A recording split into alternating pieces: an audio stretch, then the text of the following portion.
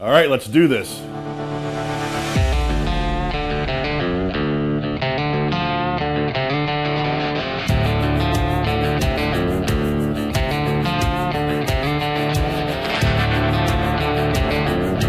I just love doing events like this because it brings together all of the best things with West Virginia.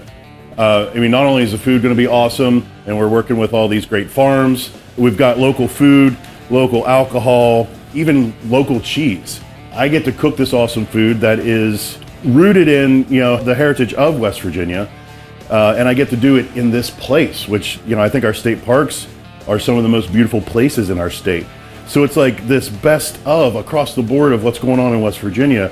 And I'm really excited to be a part of it. And I think it fills a twofold purpose because we bring people in to be a part of these events and give them a chance to see what is the best of us. People go to different parts of the state, or people come into the state from outside of the state. But even more so, I think it's really great for the folks that live here because we're in it every day. And I think we kind of can start to take things for granted. But this is an opportunity to really boost up morale and see, wow, there are really awesome things happening. And the more we can come together and make that happen, the better. So I'm super excited. I think it's going to be a really awesome event. It's something that I love to do and travel around the state and do at different places. I'm super excited to have this one here. When I first walked into the event center here at Hawk's Nest, I said, I have to cook here. And that was only 8 months ago. And here we are. Making it happen. We're doing it tonight, so I'm over the moon. I'm super psyched.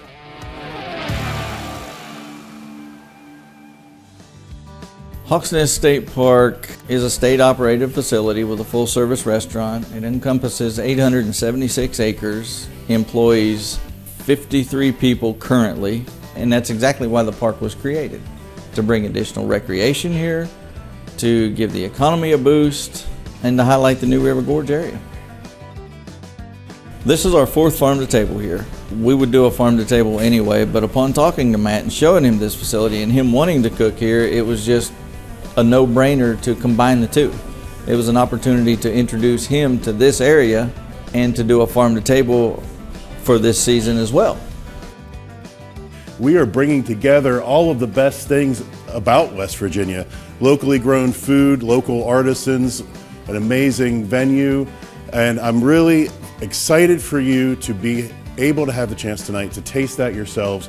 We're going to start off with a beer bread made with Bridge Brew Works beer and a beer pimento cheese also made with their beer. The bread will come out in a cast iron skillet. You'll have one per table, so please share that around with everyone. Then we will move into what I call churched up soup beans. Pickled red onion on them, sweet and spicy pickled red onion, candied lardon, and cornbread dust. Then we'll move on to a Five Springs Farm locally grown greens. Now these greens were in the ground this morning. They were delivered at 3 o'clock this afternoon, and they're going to come out with a ramp and feta dressing. The ramps were gathered by Blended Homestead up in Wheeling. We'll enjoy that and then move on to our first entree, which is Five Springs Farm Vagabond fry spice crusted ribeye, and that'll be served over a blue cheese wilted spinach. Then our second entree is a cider braised cabbage with smoked pork loin and cider barbecue sauce, and the cider is Hawk Knob cider. Finally, for dessert, a vinegar pie. How many people have had vinegar pie? Is it better than it sounds? Everyone I know that's eaten my vinegar pie, their jaw hits the floor and they can't believe that anything called vinegar could taste so good. That's going to be topped with a blueberry relish. And then when you get that, unfortunately, then that means it's time to scoot on out of here. But I think it's important to realize that West Virginia culture did not die on Blair Mountain in 1921. We are coal, and that's part of our backbone, and it's part of who we are, but it's not all of who we are. And we are not defined by that era.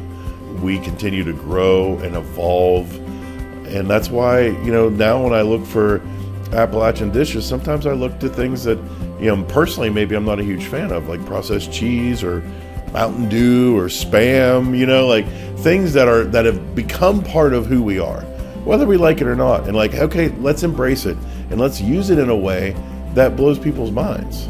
And when we put all this together and we use local producers, we infuse the menu with our heritage and our culture, and we put it in a venue like this that is steeped in history and freaking gorgeous. Like, it's a freaking huge win.